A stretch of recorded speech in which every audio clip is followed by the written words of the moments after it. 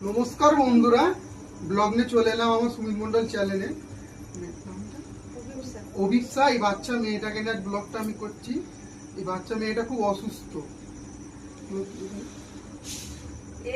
একটি টিভিসি নামে একটি রোগে আক্রান্ত হয়েছে, যেটা হৃদরোগ। তো এই বাচ্চাটাকে দেখতেই পাচ্ছ কত ছোট, কতটা অসুস্থ আছে। তো দিদি ভাই এবার বলো। নমস্কার, আমি সঞ্চিতা অধিকারী। আমার মেয়ে অভিপ্সা অধিকারী। ওর বয়স এখন মাত্র 6 মাস। ওর টিএপিপিসি বলে একটা হার্টের রোগ হয়েছে, যেটার জন্য ওকে ওপেন হার্ট সার্জারি করাতে হবে ইমিডিয়েটলি।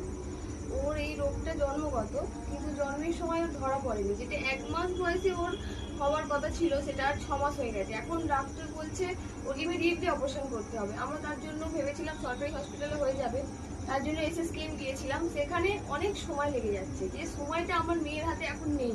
তার জন্যই আমরা চেষ্টা আজ নারায়ণাতে গিয়েছিলাম। ওখান থেকে ডক্টর বলেছে 3,84,000 টাকা খরচা আছে। তা আমাদের পক্ষে তো ওই টাকাটা এত তাড়াতাড়ি জোগাড় করা সম্ভব নয়। এই এক সপ্তাহের মধ্যে অলরেডি 3 দিন হয়ে গেছে, আর 2-1 দিন সময় আছে। তার মধ্যে আমরা ঠিক করেছিলাম সোমবার দিন ব্যাঙ্গালোরে যাব। তো আমি চাইছি আমার মেয়েকে আপনারা সবাই দিয়ে একটু সাহায্য করুন, তাহলে আমাদের খুব উপকার হয়।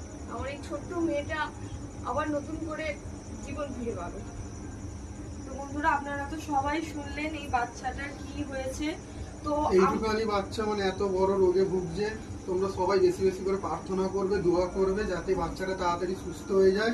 আর ভিডিওটা প্রচুর পরিমাণে শেয়ার করবে, আর যার যতটুকু সামর্থ্য প্লিজ এগিয়ে এসে সাহায্য করবে। আর আমরাও এসে পাশে দাঁড়িয়েছি, যতটুকু সামর্থ্য সাহায্য করব।